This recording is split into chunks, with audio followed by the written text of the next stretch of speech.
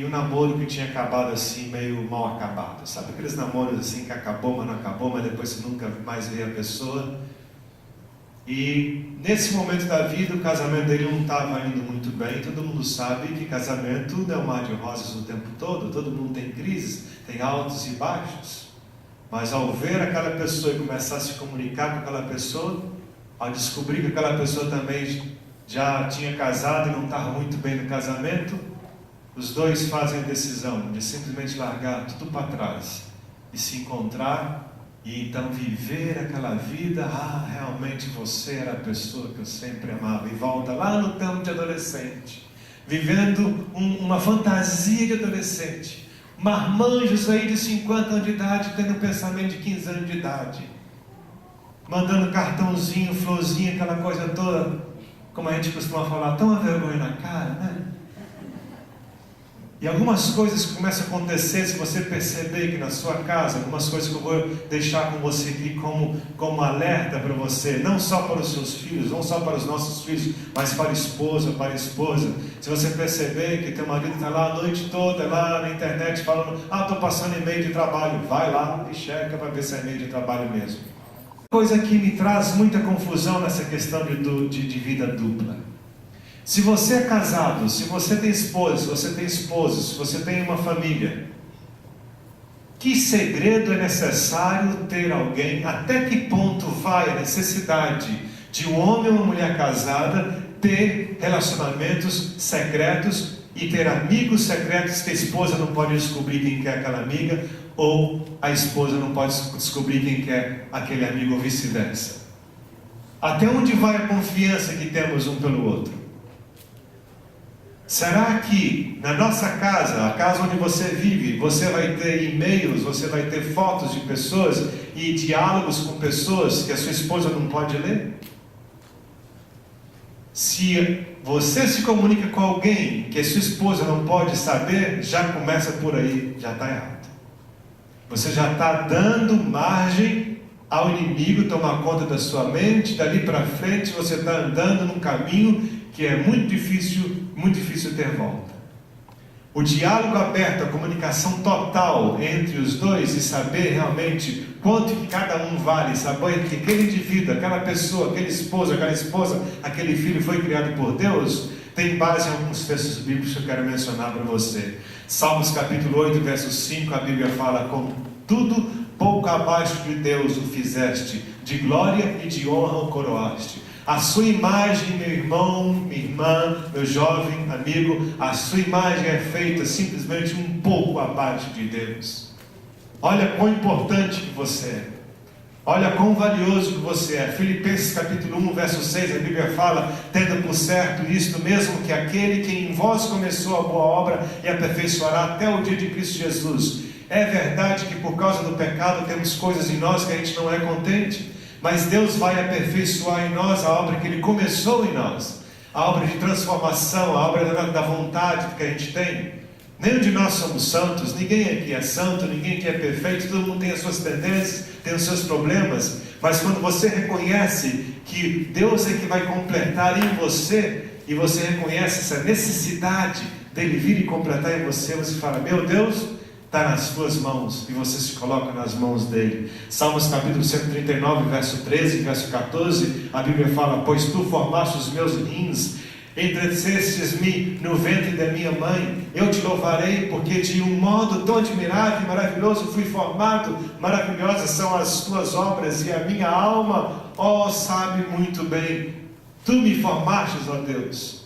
A partir do momento que você, como cristão, perde o foco de quem te criou e quem é você, você vai estar aberto então a todos os enganos de Satanás e trazer para a sua vida. Pode ser uma segunda vida, uma terceira vida, pode ser um site de relacionamento, pode ser um jogo, pode ser o que for.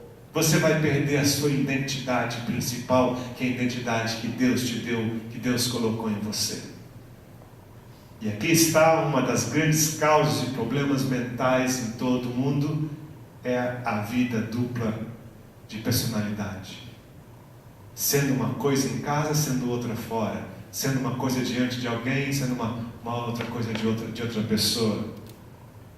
A Bíblia fala também em Mateus 5, verso 5, que pode ser traduzido de acordo com os originais da Bíblia, de uma outra forma para ajudar a gente a entender, que a Bíblia fala: bem-aventurados os mansos, porque eles herdarão a terra.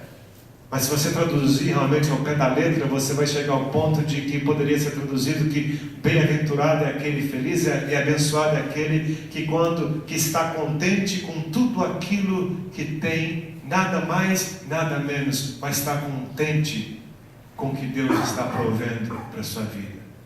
É manso porque confia na direção de Deus a cada dia na sua vida. Provérbios capítulo 19, verso 8, a Bíblia fala: o que adquire a sabedoria é amigo de si mesmo, o que guarda o entendimento prosperará. Nessa sabedoria que você tem na sua vida, você vai crescendo, crescendo, crescendo, crescendo.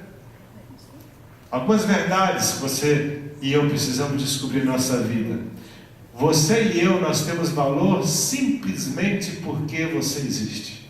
Ponto final. Só pelo fato de você existir, você já tem um valor inigualável. Inigualável. Pare e pense que se fosse só você, Jesus viria e morreria só por você. E o restante rejeitasse a Ele, Ele viria por você. Olha o valor que você tem.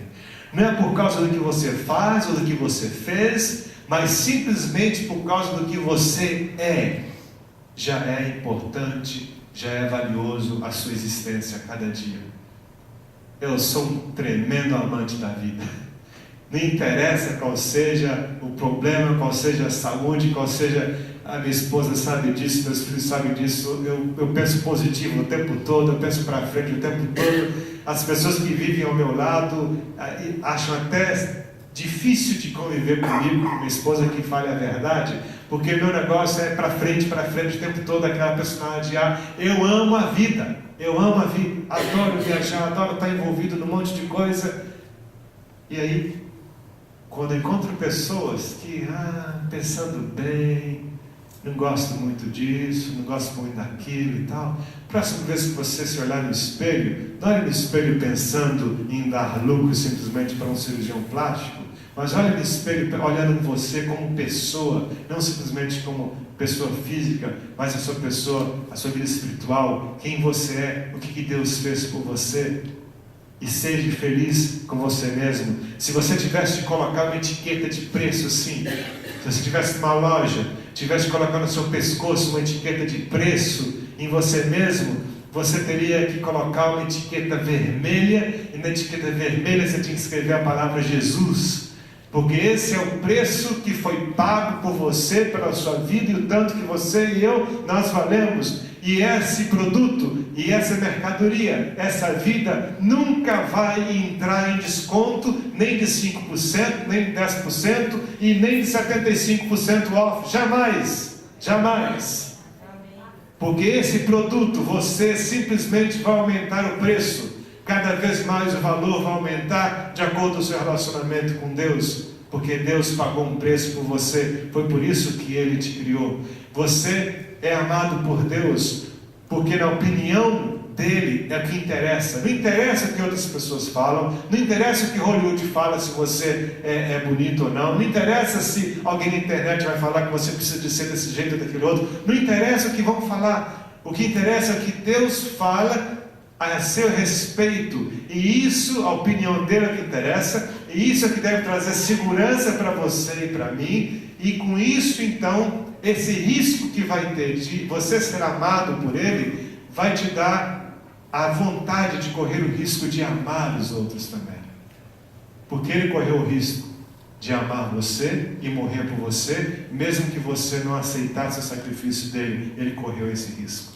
E quando você aceita esse amor, quando você entende esse amor, você então também passa a correr o risco de amar os outros, e amar a si mesmo, e ser usado por Deus para amar outras pessoas também. Contudo, eu quero mencionar para você aqui 9 princípios que você deve ou deveria pensar na sua vida, na sua jornada cristã, além do que você está vivendo hoje, porque a vontade de Deus para você é além dessa tendência de termos uma segunda personalidade.